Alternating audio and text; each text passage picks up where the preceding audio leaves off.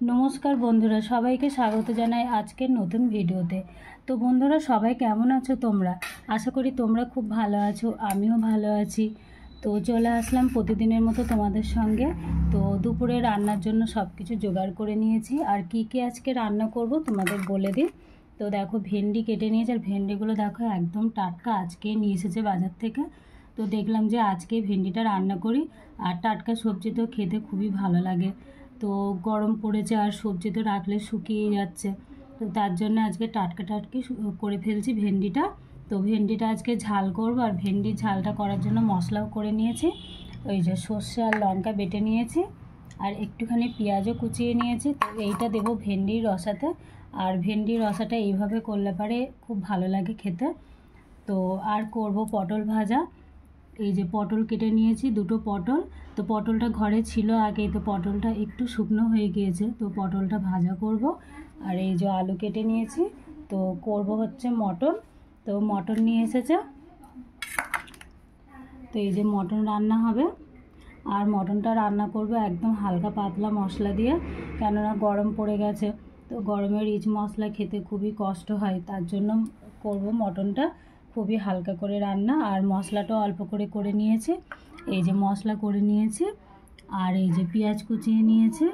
আর কি রান্না করব তোমাদের বলে দিই। তো আর রান্না করব আমের টক। একটু আমের টক না হলে লাস্টে ভালো লাগে না খেতে। তো আমের টক হবে। আর এই রান্নাগুলো সবই উনুনে করব, তো তার জন্য আমার সব কিছু কেটে বেটে গুছিয়ে নিতে হলো। তো চলো বন্ধুরা, উনুনে গিয়ে রান্নাটা করব। তো বন্ধুরা, উনুনে এখন রান্নাটা করব। তো চলো ভিডিওটা শুরু করা যাক। আর ভালো লাগলে পরে একটা লাইক করে দিও। তো রান্নাটা এবার চাপাবো, আর সাবস্ক্রাইব করে পাশে থেকো। তো বন্ধুরা, রান্না তো এখন উনুনে চাপিয়ে দেব। সব রান্নাগুলো উনুনে করব তোমাদের বললাম। তো মটনটা কিন্তু আমি আধ ঘন্টা মশলা মাখিয়ে রাখবো। আর মশলাটা মাখিয়ে রাখলে পরে মশলাটা মাংসের মধ্যে ঢুকবে, আর খেতে হবে দারুণ টেস্ট। তো মশলাটা প্রথমে মাংসের মধ্যে দিয়ে দিচ্ছি, দিয়ে ভালো করে মেখে রেখে দেবো।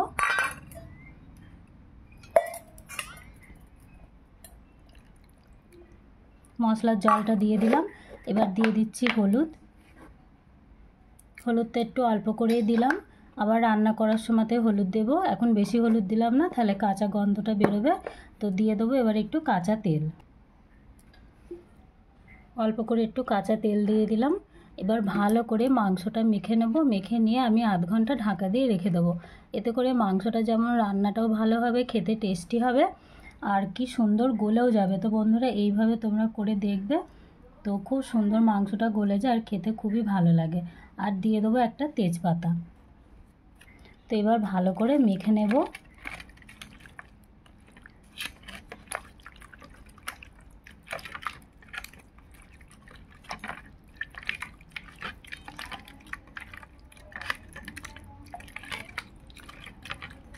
তো মাংসটা মেখে নেওয়া হয়ে গেল। এবার আমি আধ ঘন্টা চাপা দিয়ে রেখে দেব।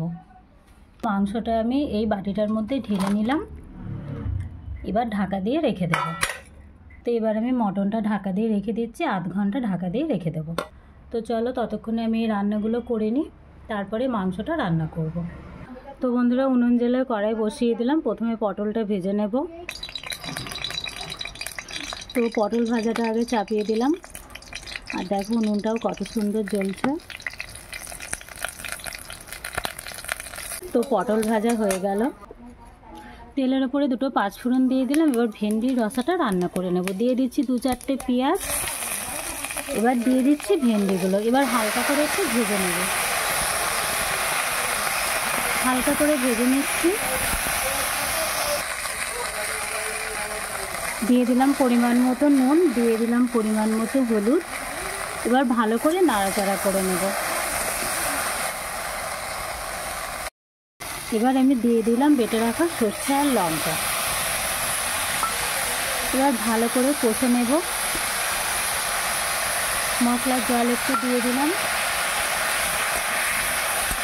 এবার ভালো করে কষে নিচ্ছি। আর খুব বেশিক্ষণ কষবো না, অল্প করে কষে নেব।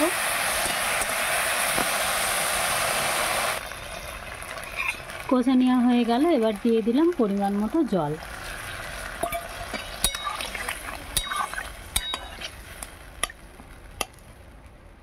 এবার সিদ্ধ হওয়ার জন্য চাপা দিয়ে দেব।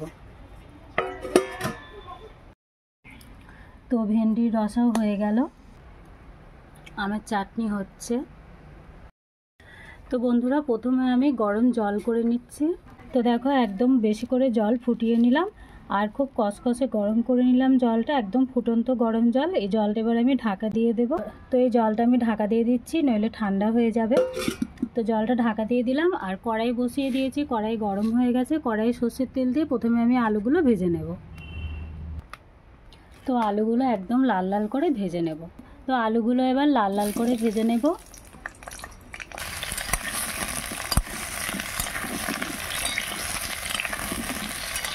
তো আলু ভাজা হচ্ছে। আর বন্ধুরা আজকে কিন্তু মাংসের থেকে আলুটা বেশি, মানে মাংস কম আর মাংসের তুলনায় আলুটা বেশি। তো আলুটা একটু বেশি দিচ্ছি। আর মটনে একটু আলুটা বেশি দিলে পরেও ভালোই লাগে, কারণ হচ্ছে মটনের স্বাদ তো আলাদাই একদম। তো ঝোল আলুটাও বেশ ভালো লাগে খেতে। তো দেখো আলুগুলো ভেজে নেওয়া হয়ে গেল। এবার তেলের উপরে দিয়ে দিচ্ছি পেঁয়াজ কুচি।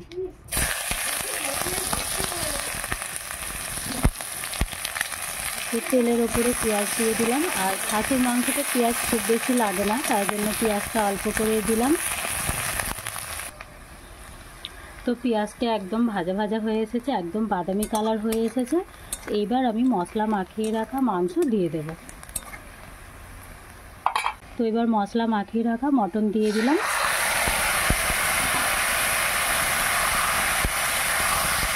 এবার এটা প্রায় আধ ঘন্টার ওপর কষতে হবে, আর খুব ভালো করে কষতে হবে, কেননা উনুনে রান্না করছি এটা, আর মাংসটা গলতে একটু দেরি হবে, তার জন্য একটু ভালো করে কষতে হবে আর একটু সময় নিয়ে মাংসটা কষতে হবে। আর এইভাবে রান্নাটা করলে কিন্তু খুবই ভালো লাগে খেতে। তো অনেকটা সময় নিয়ে মাংসটা কষতে হবে। আর এটা আমি কিন্তু ঠান্ডা জল দিয়ে কষবো না, এটা আমি গরম জল দিয়ে কষবো। তো আমি 2 হাতা গরম জল আমি দিয়ে দিচ্ছি।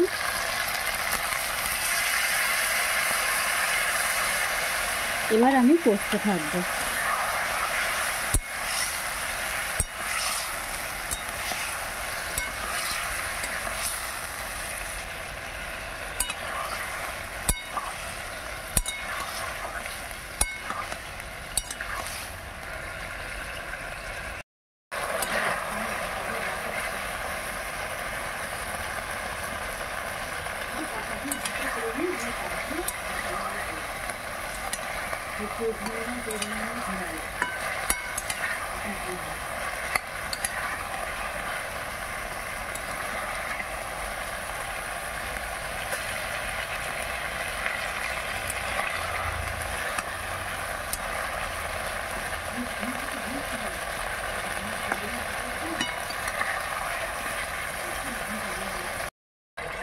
তো মটন কষা হয়ে আসলো, এবার আমি ভেজে রাখা আলুগুলো দিয়ে দিলাম।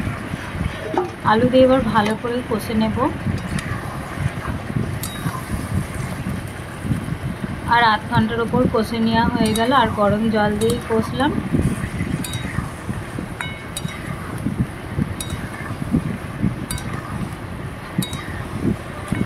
তো আরও একটু ভালো করে কষে নিচ্ছি। এবার আমি দিয়ে দিলাম পরিমাণ মতো নুন। ভালো করে নুন মিশিয়ে নিচ্ছি।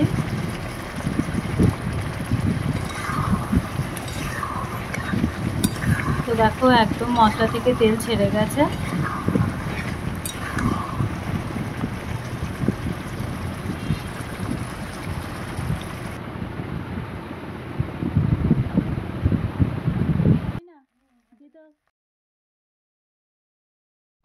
তো খুব ভালো করে কষে নেওয়া হয়ে গেল।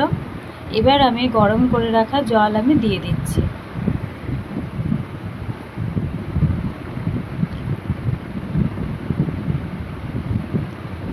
এবার ঢাকা দিয়ে দেব।